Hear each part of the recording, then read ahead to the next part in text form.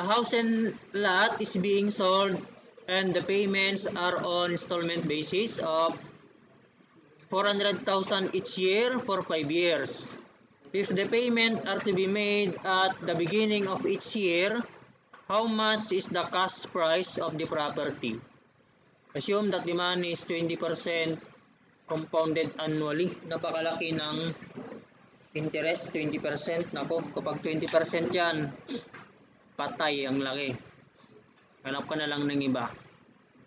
Okay, so drawing natin yung ating cash flow diagram. So, bali 5 yan.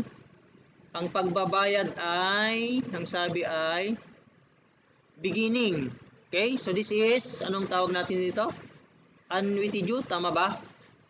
Kapag yung pagbabayad mo ay at the beginning. So, 2, 3, 4, and then 5. So, 0, 1, 2, 3, 4, and then we have 5. Okay, so sa last, sa pang-5 taon dito, wala ka nang ihuhulog dyan kasi yung pagbabayad ay at the beginning. Kaya yung kanyang cash price ay 20 million ba yun kanina?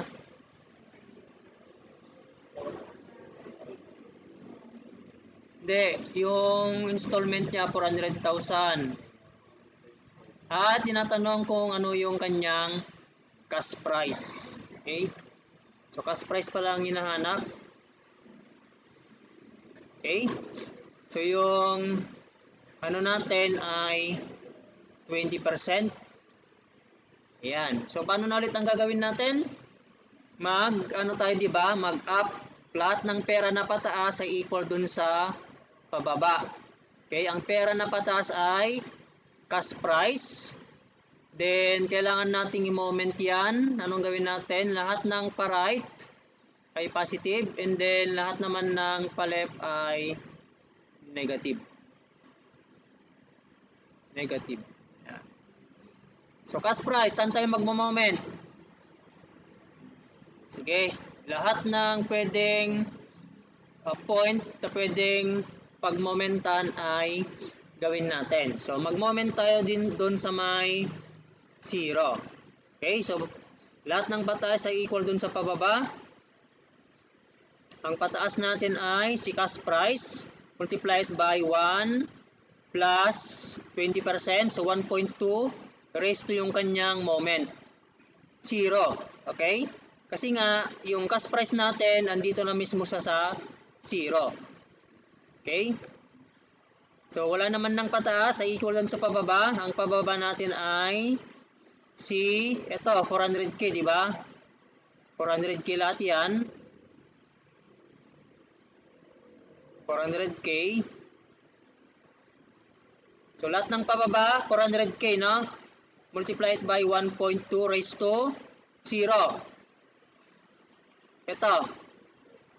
Plus 400k multiplied by 1.2 raised to negative 1 kasi nga pa-left. Kumbaga si 1 ito, kapag i-moment natin siya dyan sa 0, so pa-left. So negative. Kaya yung distance niya ay 1. Then itong pangsunod ay 400, 1.2 raised to negative 2. Okay?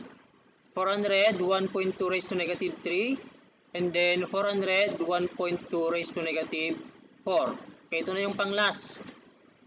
So, yung distance niya ay 4, no? 4 units yung kanyang distance.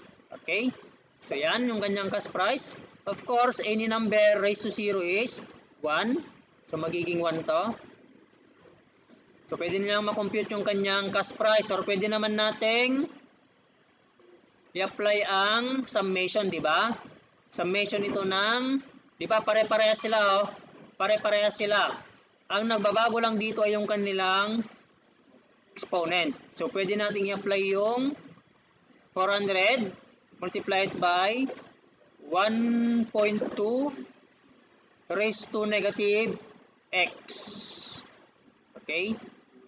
Start natin from 0 to, ano yun, 4. Ayan. So, yung cash price na makukompute natin dyan ay, so yan ay 1,435 and then 493.83. So 1 million. Okay, minultiply ko na siya ng 1,000 kasi nakakita 400k yan. So yan yung kanyang cash price. Ayan. Okay? Sige. So another method, i-moment natin siya dito sa 5 kaya. So lahat sila ilipat natin dito sa may 5. So mangyayari niyan, paano? So mangyayari niyan ay ito na lang. Sa ganun din, lahat ng pataas ay equal dun sa pababa. So mag-moment lang tayo dito sa may 5. Si cash price, okay, multiply it by 1.2 raised to, ililipat natin dito sa 5. Yan. Ano yung kanyang moment? So 1.2. So bilangin natin nilang units. 1, 2, 3, 4, 5. So positive siya na.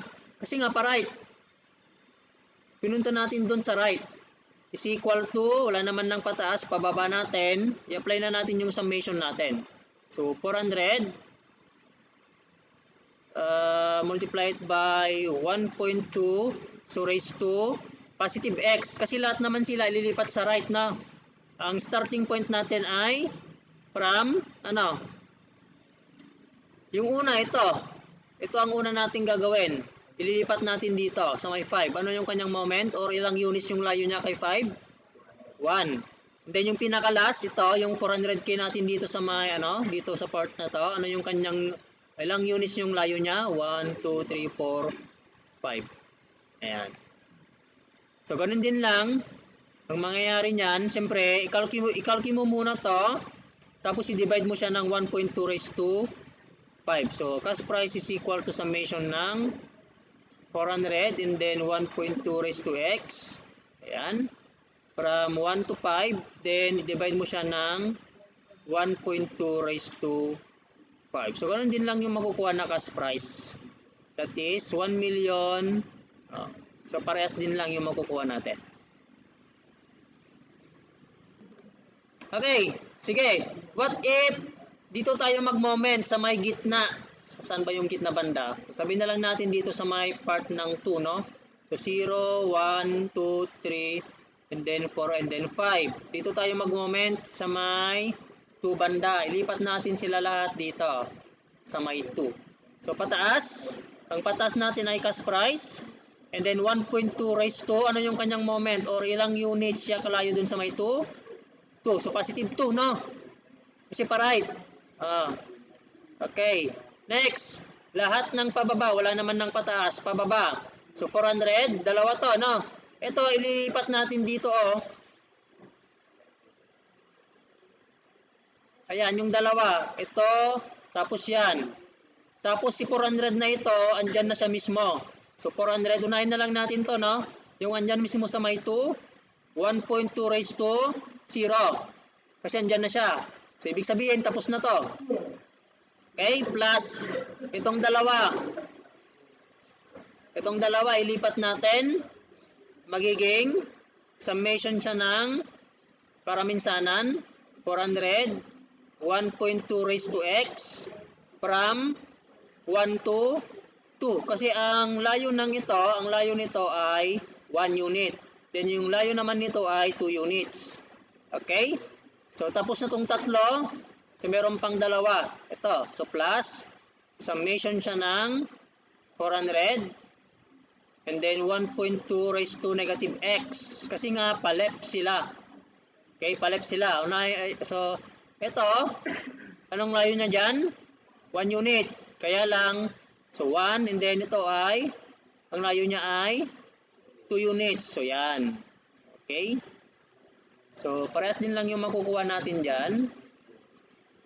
So, cash price is equal to 400. Okay, plus, tinanggal na natin to, no? Kasi any number is 0 ay 1. And then, summation ito ng 400. 1.2 raised to x. Okay. limit from 1 to 2 plus summation ng 400, 1.2 raised to negative x,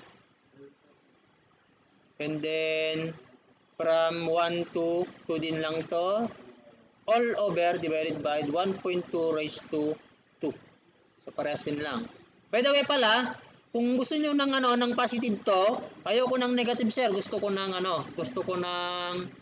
lahat ng exponent ay positive. Yun yung gusto mo. Positive x. Ano ka dito, mag-negative ka diyan. Negative 1 to negative 2. Kung ayaw mo. Pero siyempre, mas maganda kapag yung limit natin naka-positive. Magpalit ka na lang ng sign doon sa may x. Okay?